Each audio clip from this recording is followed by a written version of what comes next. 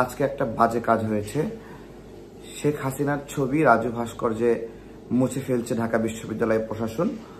এটা আমরা সবাই জানি। এটাকে কেন্দ্র করেই একটা বাজে কাজ ঘটেছে।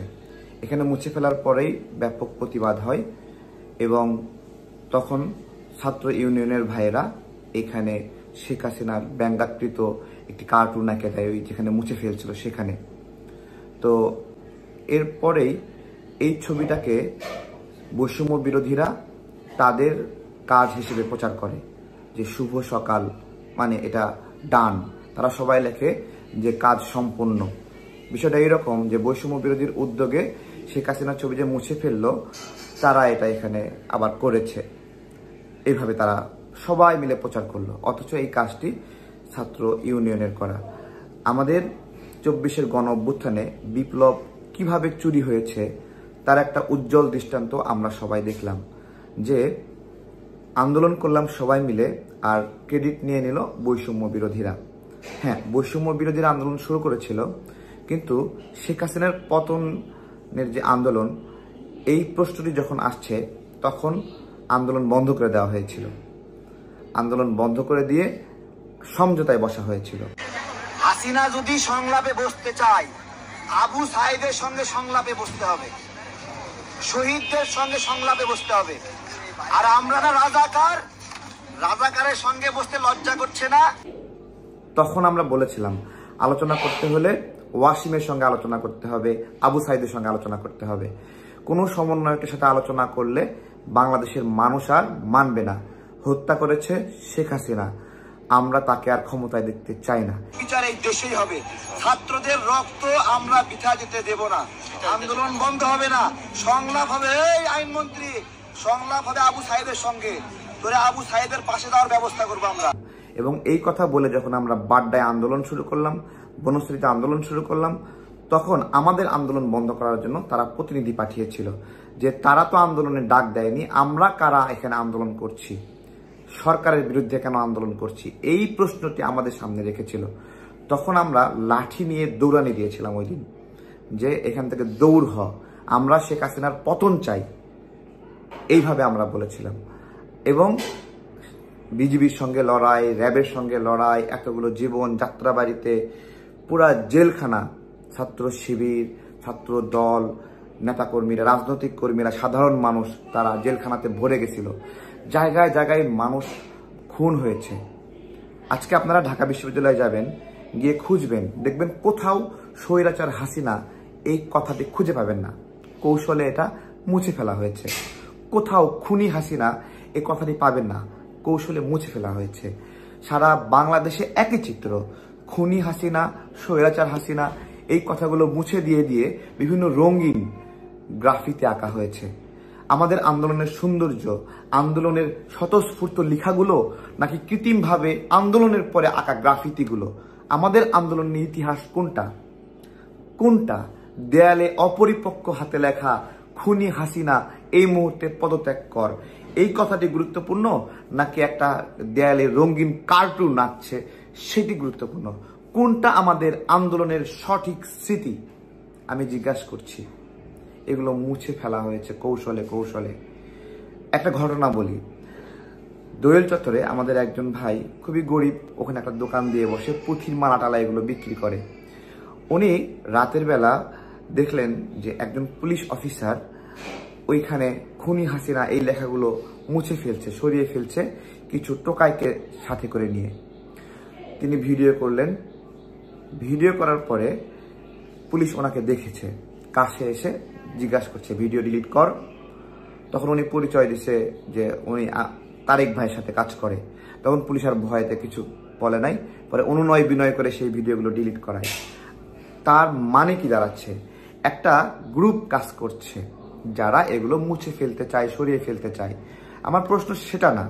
এই মুহূর্তে ঢাকা বিশ্ববিদ্যালয়ে কাদের নিয়োগকৃত ভিসি, কাদের নিয়োগকৃত প্রক্টর? অবশ্যই এই আব্দুল্লাহ সার্জিস তাদের। আমি একটা স্মরণ করে দিতে চাই, কোনোদিন আওয়ামী লীগ করেছে, ছাত্রলীগ করেছে এইরকম কাউকে বিশ্বাস করবেন না। এটা যদি বিশ্বাস করেন তাহলে আপনি বারবার প্রতারিত হবেন, বারবার ধোঁকা খাবেন। আপনারা ইতিপূর্বে কারা কারা আওয়ামী লীগ ছাত্রলীগ করত এবং পরবর্তীতে হাসিনা বিরোধী আন্দোলনে বিভিন্ন পদে বিভিন্ন পর্যায়ে দেখা গেছে, তাদের দিকে দেখেন। তারা কখনো হাসিনাকে মা ডেকেছে, কখনো বঙ্গবন্ধুকে বাবা ডেকেছে। এবং আমি আজকে বলি, একজন সমন্বয়ক সে বঙ্গবন্ধুর উপরে বিতর্ক প্রতিযোগিতা করে ফার্স্ট হয়েছিল। তার এতটুকু বঙ্গবন্ধুর প্রতি ধ্যান, খেয়াল, গবেষণা। আজকে সেটাও বলবো না। ছবি ছিল এখানে দুইটা, এক পাশে হাসিনার ছবি ছিল, আর এক পাশে শেখ মুজিবের ছবি ছিল। রাজু ভাস্কর্যের দুই পাশে এই দুটা ছবি রেখে আমাদেরকে আন্দোলন করতে হয়েছে যে আমরা যে কোনো হাসিনার বিরুদ্ধে প্রতিবাদ করেছি, কিন্তু উপরে হাসিনার ছবি। কি একটা বিব্রতকর অবস্থা। পাশে মুজিবের ছবি। এই দুই ছবি দেখায় দেখায় আমাদের নির্যাতন নিপীড়ন করা হয়েছে। হাসিনার ছবি মিশাইয়া দেওয়া হলো, সেখানে হাসিনার মুখের গ্রাফিতি আঁকালেন। আমার কথা, পাশেই শেখ মুজিবের ছবি ছিল। দেশের মানুষ শেখ মুজিবের উপর ক্ষিপ্ত হয়েছে শেখ হাসিনার কারণে। শেখ মুজিবকে দেখিয়ে দেখিয়ে স্বৈরতন্ত্র কায়েম করেছিল শেখ হাসিনা, তাই শেখ মুজিবের মূর্তি ভেঙেছে সারা দেশে। ঠিক একইভাবে শেখ মুজিবের ছবি এখানে বিকৃত করেছে। হাসিনার ছবির উপর গ্রাফিতি আঁকালেন, শেখ মুজিবের ছবির উপরে মুছে দেওয়া হলো, সেখানে শেখ মুজিবের গ্রাফিতি কে আঁকাবে? এগুলো আজকে প্রশ্ন করছি। তাও ছাত্র ইউনিয়ন গ্রাফিতি আঁকালো, হয়ে গেল সেই গ্রাফিতি বৈষম্য বিরোধী। আমাদের গণ অভ্যুত্থানের পরে আমাকে একটা টিভি চ্যানেলের ওরা বলল যে গণ অভ্যুত্থানের পরেই আওয়ামী মিডিয়ার কর্তৃত্ববাদীরা একটা মিটিং করে, সেই মিটিংয়ে ডিসিশন হয় আমরা এখন কি করব। তখন সিদ্ধান্ত হয় যে এই যে আমাদের ছেলে পেলে যারা হলো এই আন্দোলনে ছিল, যারা আওয়ামী লীগ করতো, ছাত্রলীগ করতো, তাদেরকে তোমরা ফোকাস করো, লাইট ক্যামেরা অ্যাকশন, অন্য কেউ ফোকাসে পাবে না। যারা সত্যিকারের আন্দোলন করেছিল তাদেরকে ফোকাস করা যাবে না, যারা ছাত্রলীগ আওয়ামী লীগ থেকে ছিল তাদেরকে ফোকাস করো। তারা ফোকাস হবে এবং তারা এই সোসাইটির আওয়ামী লীগ উত্তর সময়ে লিড দেবে। এরপরে আপনারা দেখেছেন শ্রমিক লীগ নেতার বাসায় গিয়ে তারা মিটিং করছে, আওয়ামী লীগের চেয়ারম্যানের সঙ্গে মিটিং করছে, জায়গায় জায়গায় আওয়ামী কাউন্সিলরদেরকে পুনর্বাসনের জন্য হুঙ্কার দিচ্ছে। আসিফ বলছে, আর তারা আসিফকে বলবে, স্থানীয় সরকার বিভাগকে বলবে এদেরকে যেন পুনর্বাসন করা হয়। কত বড় হুঙ্কার এবং এজেন্ডা নিয়ে বলছে, আপনারা যদি আমাদেরকে সহযোগিতা করেন আমরা আপনাদের পুনর্বাসন করব। এইটা আমাদের গণ অভ্যুত্থানের স্পিরিট, এটা জুলাইয়ের স্পিরিট। এরা আমাদেরকে স্পিরিট শেখায়। আন্দোলন যখন বন্ধ করতে আসছিলাম মানে বাড্ডা এলাকায় লাঠি দিয়ে দৌড়ানি দিয়ে দেখাইছিলাম জুলাইয়ের স্পিরিট কি। গুলিবিদ্ধ হয়েছিলাম, গুলিবিদ্ধ হয়ে হাসপাতালে গিয়ে চিকিৎসা নিয়ে আবার আইসা স্লোগান দিছি, লাঠি নিয়ে স্লোগান দিছি। এইটা হলো জুলাইয়ের স্পিরিট। আমাদেরকে জুলাইয়ের স্পিরিট শেখাতে আসে। সংস্কারের কথা বলে, সারাক্ষণ বলে সংস্কার আগে, সংস্কার আগে।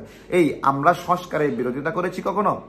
সংস্কার প্রথম করতে হবে তোমরা যাদেরকে উপদেষ্টা হিসেবে নিয়োগ দিছো তাদেরকে। ওই ফারুককে এখানে বাদ দিতে হবে, আওয়ামী উপদেষ্টাদেরকে বাদ দিতে হবে। বিধান রঞ্জন রায় এই গণ অভ্যুত্থানের পরে সে 84% কোটায় নিয়োগ দিছে এবং এই কোটায় নিয়োগ দেওয়ার বিষয়ে মতামত দিছে আসিফ নজরুল সাহেব। আইনি মতামতে লিখেছে যে এইটা নিয়োগটা 84% কোটায় হতে পারে। তাহলে কিসের কোটা আন্দোলন করলাম? তাহলে তো আমার কোটা আন্দোলন প্রতারণা।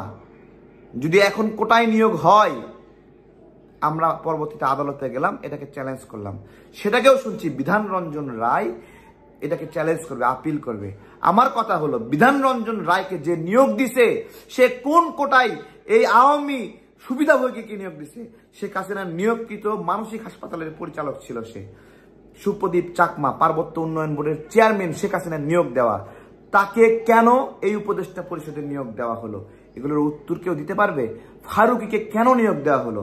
বশিরকে কেন নিয়োগ দেওয়া হলো? কেউ উত্তর দিতে পারবে?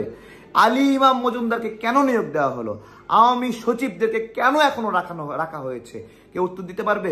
সারাক্ষণ সংস্কার করে মুখে ফেনা তোলে, রাজনৈতিক কর্মীদেরকে বিব্রত করে, বেজ্জুতি করে। আগে এই উপদেষ্টা পরিষদ সংস্কার করতে হবে, এই কথাটা তোমরা কোনোদিন বলছো? আগে আওয়ামী সচিব আমলাদেরকে মানে এখান থেকে বের করতে হবে, কোনোদিন এই কথা বলেছ? আমরা বলছি। এখানে বিএনপি জামাতে যারা ওএসডি হয়ে আছে 16 বছর ধরে, তারা ঘুরতে ঘুরতে জুতার তলা ক্ষয় হয়ে গেছে, কিন্তু নিয়োগপত্র ফেরত পাচ্ছে না। অথচ আওয়ামী লীগ এরা দাপটের সঙ্গে চলছে। তাদেরকে আমি রেখেছি না তোমাদের আসিফ নজরুল স্যার রেখেছে, না তোমাদের উপদেষ্টারা রেখেছে। সংস্কার যদি করতে হয় আগে এই উপদেষ্টা পরিষদ সংস্কার করতে হবে। এর আগে কোনো ধরনের সংস্কার যদি হয় তাহলে সেই সংস্কার হবে আওয়ামী পন্থী সংস্কার, আওয়ামী পন্থী উপদেষ্টাদের সংস্কার।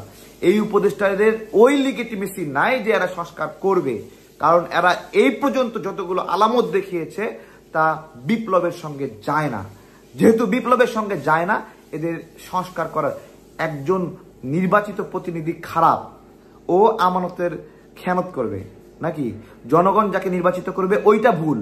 আর আওয়ামী লীগের যে উপদেষ্টারা রয়েছে ওরা হলো সঠিক, ওরা সঠিক সংস্কারটা করবে। এই তো আমাদেরকে কি ভুল ন্যারেটিভ দিয়ে ডুবাই রাখা হয়েছে আপনারা চিন্তা করতে পারেন।